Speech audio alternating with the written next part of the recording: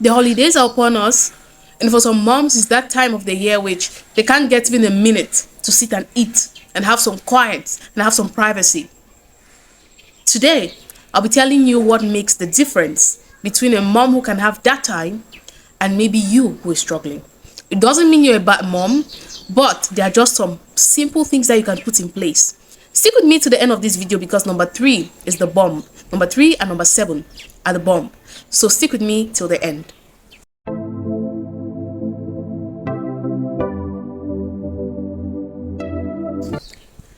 Hello healthy moms, welcome to the Inyango channel. Inyango means mothers, and here we talk all things motherhood, from tips and tricks to hacks to personal experiences to help you make your motherhood journey a bit easier and magical. Today I'll be eating and chatting with you. I really want this video to be very casual, like we're just chatting. So let me just eat. So while I was preparing for this video, right, I was trying this jollof rice, Ghanaian jollof rice recipe from Sweet Ajele's channel. And when the food got ready, like I was like, I cannot wait. I cannot just wait. I'd rather be eating here and talking to you, okay? You should try it. So, let's get right into the video of today. What makes the home of one parent chaotic during the holidays and the home of another parent very organized? I'm going to be telling you all that here, and stick with me to the end. If you're new here, welcome to the family, and if you're coming back, thank you for always coming back, and you're just my real MVPs. Okay, now let's go on. I'm going to be telling you 7 things plus a bonus which you can do to manage your kids better during the holiday period. Like, it can be hard, I know, it can be really hard. Like, how do you tell a 2-year-old, 3 years old, how do you manage them? But I'll tell you simple things that you can do. The first thing which you want to do is to know the child you are raising, because no matter what advice I'll give you here, it doesn't apply to every child. It must have worked for my children, but it doesn't apply to every child, and you have to tweak it a bit depending on the kind of child that you have. What you want to do first is to know the kind of child that you are raising, and no matter the fact that all those children are coming from you, they have different preferences and different behaviors. I have a set of twins, and they are so different personalities, different likes and dislikes. So know that particular child you're raising, know the child and know what pleases them and activities that they love, and then create a relationship with that child. Because even you tend to behave like people that you love, right? Excuse me. The people that you see on Instagram, the people that you love their style, are the ones that you try to replicate their style. The people that you are somehow drawn to are the people that you listen to. So you have to understand your child and then create a relationship with your child. Let your child love you for them to be able to listen to you. That's the first thing you want to do. Let me eat some more rice. This right here is yummy. Now, the second thing that you want to do, I had to jot my things down because with this rice, my head would have been all over the place. So the second thing which you want to do is to plan activities around the things which your kids love.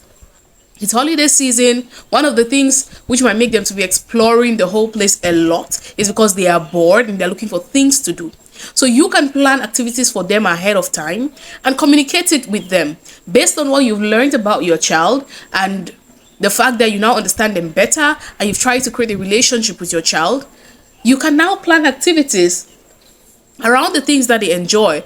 Like, I love holiday periods. Though it's stressing, I'm cooking more, I'm having to stay with the kids more, it's a lot more active. Like this afternoon I wasn't feeling okay, like my head is really paining, and my daughter is like, "Mommy, I want us to do sports." So I had to play a YouTube video, and we did some mild sports for 15 minutes. Can you imagine? I wasn't feeling well. On a normal day, I wouldn't do that. When she said she wanted it, I was like, "Mommy is not feeling okay." And then I put it on for her to start, and she was like, "Mommy, let's do sports," because that's what we used to do together. I had no option. But at least I burned some calories, and it's a good thing for us all. So that's it. Plan activities around things that the kids love. Somebody might ask me now that, okay, one of my kids love this and the other ones do not love it. There is always a middle point, right? So, like the example I gave you earlier, today we had to read. We had to read and then go for nap for their nap time. They know when it's nap time, it's everybody's nap time. That's what I make them know. So Elle loves to read, Eleanor wants to do sports and watch a YouTube video. So how do you get them to come to a compromise? Now I tell them, okay, we are going to read for 15 minutes. After we finish reading, you guys are going to watch one YouTube video and then we go and sleep. And everybody's like, yay, I've gotten them to do both things, like all of them benefiting from watching that one video, which was about 3 minutes. It wasn't even long. And getting L to read because we wanted to read at that time. So you can always find a compromise. Tell them, give them details, explain to them before you do certain things. Don't just dictate to them, okay? Make them feel in control. So what do you want to do? Eleanor says she wants to watch a YouTube video. So L, what do you want to do? L says he wants to read a book. Okay, so we're going to read a book for 15 minutes and after that we're going to watch a video. Everybody's satisfied.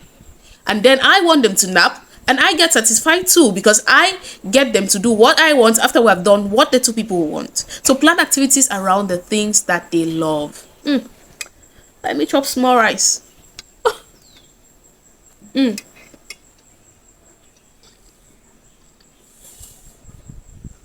Now I told you that number 3 is the bomb. What is number 3? Number 3 is something which I have done for the most part of my life, but then I looked at it so minimal that I didn't know the power that it has. It's recently that I joined the parenting class. You'll be asking me, why would you join the parenting class? Don't you already know enough? No one knows enough. We are supposed to keep learning. So I recently joined the parenting class, and for this week they are teaching about structure. Like, I've had structure since I was a little girl. I want my things done in time. I want to know what is coming after. And that is one thing which I took into my marriage and then took into raising my kids, which made it a bit easy for me to succeed with these kids. What most mothers ask me is, how do you cope with twins without a nanny? That's how I cope with kids without a nanny. I have a structure. I have a routine. I have a system. Call it whatever you want. But I have a system and I have a structure in my home. The kids know what is coming next. When kids know what is coming next, it helps them to be more stable. It even helps their mental health. Right? So you want to create a routine for your home. And don't create it and impose it on your children. Except that maybe for a case like mine, I started it when they were like 9 months. That's when I really implemented it, because I saw that the fact that I've left my structure down, like getting into motherhood, I didn't even know how to face that. And then around 9 months, I was like, enough with all these things just going anyhow. I need to put in a routine. And I did not put in the routine, even though they could not talk, I could not discuss with them. I didn't just think of putting a routine and I started it. I made a routine based on, first thing, their sleep time. So I understood how they are sleeping, when they want to sleep, when they are most likely to be tired and want to sleep. And then I created a routine around that. So if normally from birth, we started waking them up around 5 a.m., bathing them, and then we'll continue with our day. So by the time they were like 8 months, 9 months, they were still waking up at 5. So by 5, they are up and we have to get up and shower them. After that 5, they would most probably sleep again around 10, 10:30 or 11. From that 10:30, 11, they'll wake up around maybe 1 latest. So knowing that time, and then they'll sleep again around 5, 6 or 7, right? They were having 1 nap within the day, excuse me. And then around 9 months, they're having 1 nap within the day, and then they'll sleep early in the evening. So they sleep around 7, 8. They have already slept. So I made everything around that particular sleep schedule, because sleep is very important for kids. So you have to understand your kids and then create a structure which works with them. If you have elderly children, it's even better, because you can sit down with them and talk to them and ask them their program for the day, and then you can build a routine for the family. So there is a general wake up time, there is time for breakfast, there is time for maybe chores, and then there is time for maybe studying, there is time for maybe games, and then there is bedtime, which follows with its own routines. Create a routine for your family. Like, it's going to make you to feel like everything is under your control. One thing which human beings don't like is being out, not having things under their control. And as a mother with kids, most times you don't have things under your control, and that can make you depressed, that can make you so worried, that can make you to not be the best version of yourself. But when you have a routine, you feel in control, even though you are not so much in control. You feel in control. For example, it's nap time and the kids are sleeping and I can do my video. I feel like I'm in control, but I'm listening to them while implementing the things that I want, so it can help me as well. So create a routine, a structure, a system, anyhow you're going to call it, I don't know. But if you really want to go deep into this, I really want somebody to teach you detailedly how to do this. I can teach you, but for now I do not have the time. So I can refer you to check Dr. Parenting with Dr. Jen here on YouTube, and you're going to see stuff that she's posting. You can write her a message that you want to join her class, and I'm sure she's going to get to you and help you with that, and that's her specialty. Okay, so that's the third thing. Now the fourth thing is to set boundaries and communicate them with your kids. Tell them things which they cannot do and what will happen to them if they do it, right? Set boundaries, communicate the consequences of going away from those away from those boundaries to your kids. My food is getting cold. Oh my god. Okay. Now, the fourth thing is for you to set boundaries and communicate the consequences. If you don't know how to do that, Google it. You'll see answers. Us mothers have to learn how to search for the things that we want. There is no question in this life that you type on Google, you type on YouTube, and you will not see. So, how to set boundaries, how to implement consequences on kids, depending on kids at 4 years old. Search it and you'll find it. I'm working on it myself. So search it, do some research, and you'll find answers to all the questions that you have. Now, the fifth thing you want to do is to model the behaviors you want to see in your children. You cannot want your children to be great readers and you are not a reader, right? After you've created a relationship with your child, you've known your child, which was the first point, and you've created a relationship with your child, and you ensure that your child loves you.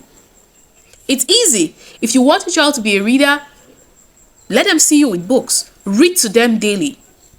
And they'll know that, okay, this is a good behavior that I can embody. And you start to see that they start loving reading. They start loving even the most challenging things, because you model it to them, and because they love you, they want to do it to please you.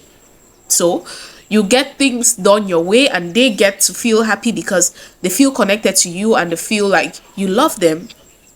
It's a two-way thing. You get pleased, your child gets pleased. The holidays is beautiful. Now, the sixth thing you want to do is to give your kids responsibilities, chores. Kids love to do chores. The problem is, most times when they love to do chores at these early ages of 2, 3, 4, 5, 6, they want to do everything. And then you are like, no, don't touch that. No, don't do this. No, don't do that. By the time they get to 10, or they get to 7, 8, 9, 10, 11, 12, the teens, now you want them to start washing plates. And they don't want it anymore, because when that enthusiasm was there, you didn't let them do it. So if they're not doing it at those older ages, it's because you killed that zeal. So at the ages of 2, 3, if you're slicing things in the kitchen and the child wants to slice, hold their hand and be careful with them and slice with them. If you're maybe making some recipes in the kitchen, you're dealing with flour, tell people to sprinkle flour, do something with the flour, just pour one of the things. It helps them. It keeps that zeal going. Give them responsibilities, give them chores. Kids love to be responsible. You have to show them how to be, so that when they grow up to be great people. Right? They might break some things, they might destroy some things. Those are who children are. Children are children. You don't expect them to be smaller adults. Someone once said a scientist is a child who never grew. They're still experimenting with things. Kids are very, very curious, and that is good. You don't want to kill that curiosity. You don't want to kill it, because it will not be good for you or for the child. Now, the seventh thing you want to do is to reward your kids for good behavior. The other day I went to Eleanor's room and she has fixed her bed. She has arranged her blanket, which normally she will fold and keep in her cupboard. She has arranged her blanket on the bed, and I was like, wow, Eleanor fixed her bed. High five, baby girl. And she gave me high five. And she was so happy. These days I go into her room every morning and she has fixed her blanket. She wouldn't do it perfectly. The aim is not perfection. But the fact that she's trying, encourage her for doing it. Give your kids a chance. Don't be a dictator. Those kids, you gave birth to them, but they are not yours. You just have to help them be who they want to be, who they are supposed to be. For example, if I'm holding an egg, right? If I break it from outside, I've destroyed the life in that egg. But if the egg stays inside and grows on its own and cracks from inside, it becomes the beginning of its life. So don't break your children before they can become what they are supposed to become. Guide them with enough love and warmth. Your child can grow to be that beautiful chick that comes out from that egg. So nurture them, love them, show them good examples by modeling the activities that you want them to do, and it's going to be amazing. The last thing that I want to say, this video is a long one, I know.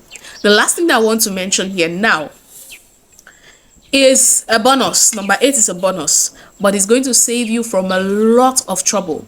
Some of the most disciplined people in this world are people who stay away from temptation, so they don't even let themselves see the things that will tempt them to do the wrong things, right? So keep all temptation away. If you don't want your children, you don't want to come back home and you see your child in the spaghetti pot, like the picture which you saw online everywhere, or you don't want to come back to your house and you see paint everywhere, keep all the temptation away. Close your room doors, shut the doors, keep things far away from their reach, so that they don't see the temptation and they are not tempted to do things which will make you to flog them, things which will make you to shout at them. If my kids enter my room and they go and pour all of my perfume, all of my makeup, and whatever they want to do, I come and I cannot beat them because I let the door open. So it's my fault, it's not theirs. They are just kids being kids. If I would have closed my door, I wouldn't have been able to enter there. So please, correct your kids, but keep the temptation away. And that is the video I had for you today. I hope that you would try this Ghanaian jollof rice recipe, because it's very, very delicious. With some bananas on the side, some grilled chicken, or whatever kind of protein you have. This is a balanced meal. So you should try it. Thank you so much for joining me today, and I hope you enjoyed your time with me. If you're new here, please, I hope you can subscribe. And if you're old, thank you for always coming back.